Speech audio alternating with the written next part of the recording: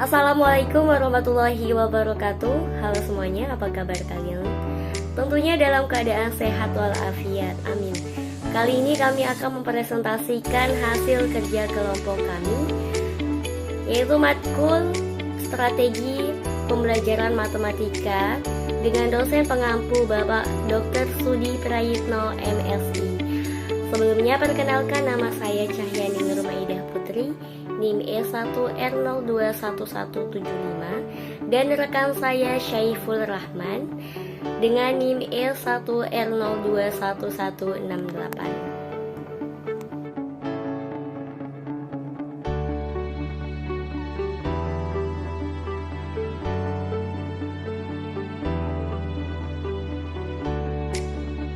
Nah, pada kesempatan kali ini, kelompok kami akan mempresentasikan materi model pembelajaran To Stay to Stray. Langsung saja ke pembahasannya.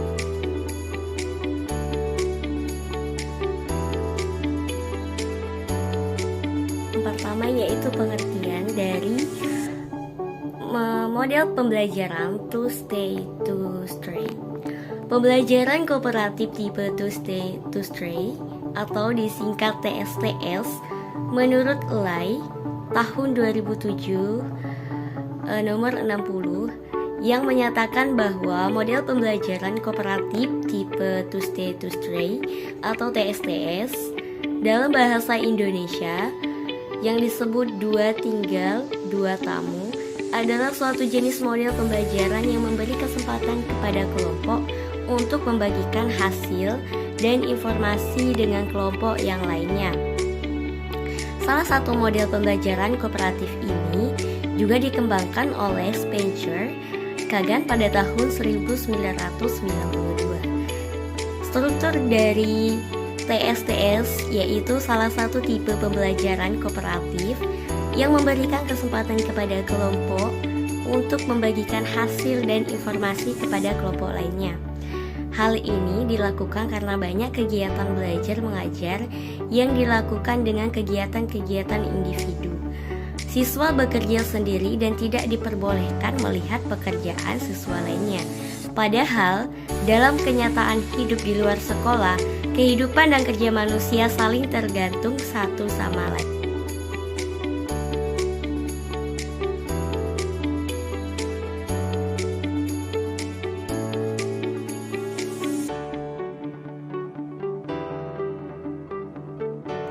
Selanjutnya yaitu karakteristik model pembelajaran To Stay to Stray. Menurut Sutikno tahun 2014, model To Stay to Stray memberi kesempatan kepada kelompok untuk membagikan hasil dan informasi. Informasi yang dimaksud yaitu yang pertama, siswa bekerja dalam kelompok secara kooperatif untuk menuntaskan materi belajarnya. Yang kedua, kelompok dibentuk dari siswa yang memiliki kemampuan tinggi, sedang, dan rendah. Yang ketiga, penghargaan lebih berorientasi pada kelompok daripada individu.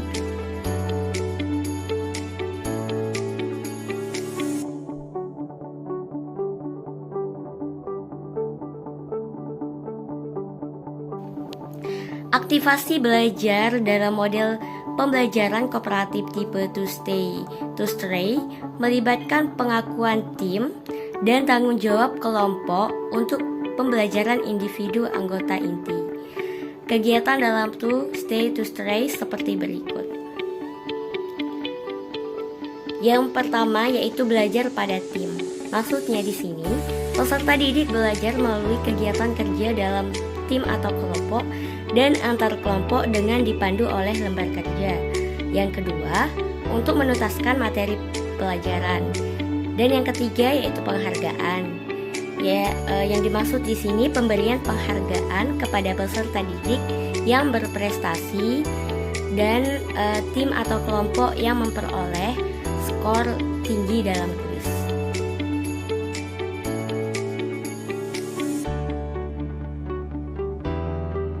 Selanjutnya yaitu ada tujuan dari model pembelajaran To Stay to Stray, yang dimana pertama agar siswa dapat saling bekerja sama, yang kedua melatih siswa untuk bertanggung jawab, Yang ketiga, saling membantu memecahkan masalah. Yang keempat, saling mendorong satu sama lain untuk berprestasi. Dan yang kelima, melatih siswa untuk bersosialisasi dengan baik.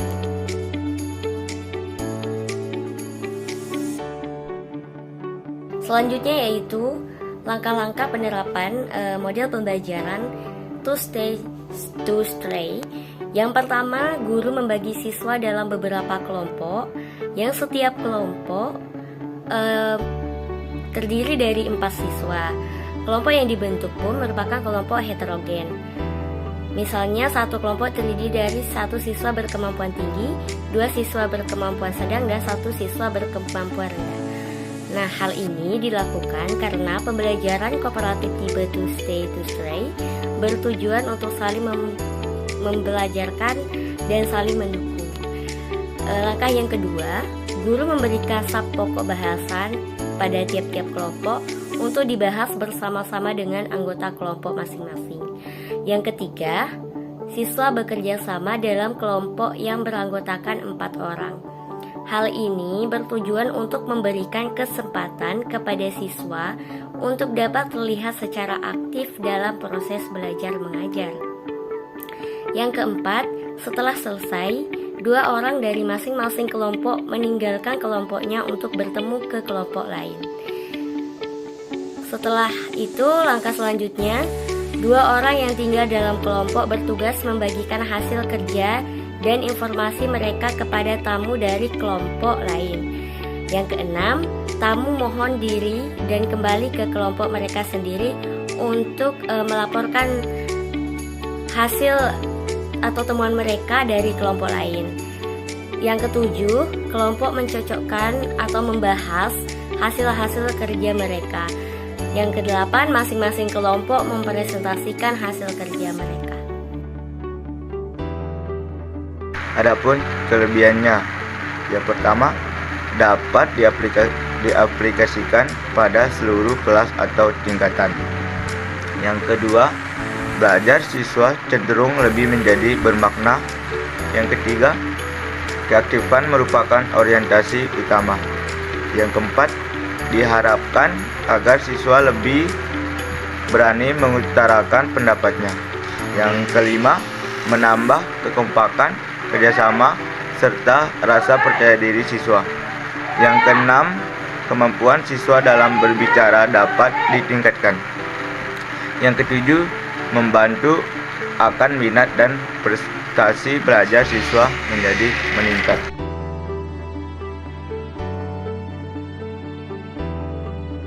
Adapun kekurangannya, yang pertama, waktu yang dibutuhkan lebih lama.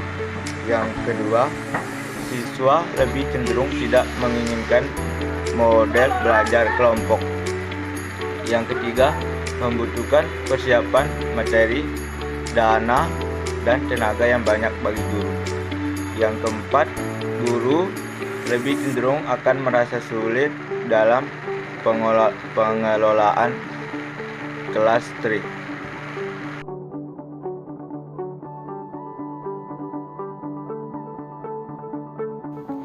Nah, selanjutnya kita melakukan simulasi terhadap 24 siswa.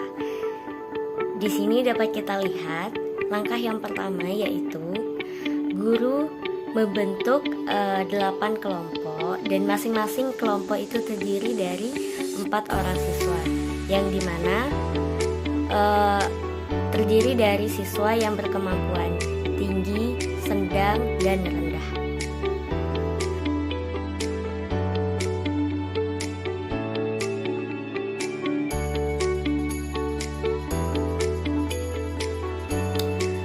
Setelah guru membagikan kelompok menjadi 8, selanjutnya guru memberikan masing-masing kelompok submateri yang akan didiskusikan dan yang akan dipresentasikan.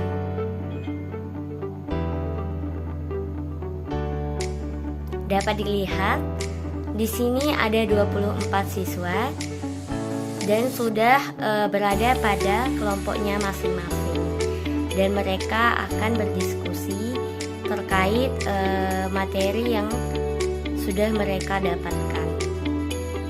Setelah mereka berdiskusi terkait materi yang sudah mereka dapatkan dari guru, selanjutnya tiap-tiap kelompok mengirim 2 orang perwakilan untuk pergi bertamu dan 2 orangnya tetap tinggal dalam kelompok. Nah, 2 orang ini akan pergi bertamu ke kelompok lain untuk mencari informasi terkait materi-materi yang lain.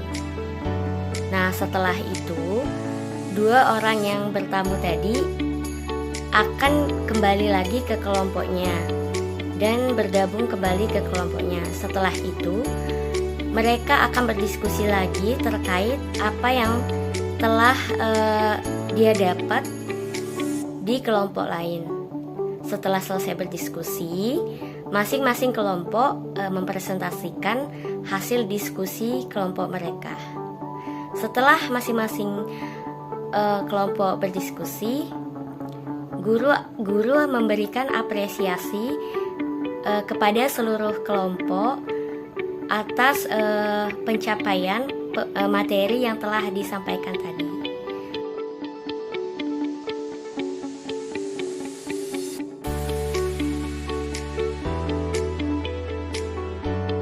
Nah, berdasarkan uraian di atas, dapat kita simpulkan ya bahwa model to stay to stray itu merupakan model yang dapat melatih siswa untuk berdiskusi dan bekerja sama dalam kelompok. Nah, model pembelajaran kooperatif teknik to stay to stray ini diharapkan dapat mengupayakan peningkatan keterampilan berdiskusi siswa, yaitu dengan adanya siswa yang bertamu ke kelompok lain, memacu siswa untuk berbicara dan bertanya. Begitu pula dengan siswa yang tinggal di tempat, terpacu untuk mengutarakan pendapatnya mengenai bahan diskusi yang sebelumnya telah didiskusikan dengan kelompoknya. Nah, kegiatan tersebut akan mengharuskan terjadinya interaksi untuk saling bertukar pendapat antar siswa yang bertamu dengan siswa yang tinggal di tempat untuk menyelesaikan masalah yang didiskusikan. Itu saja yang dapat kelompok kami sampaikan. Kurang lebihnya kami mohon maaf. Terima kasih telah menonton. Wassalamualaikum warahmatullahi wabarakatuh.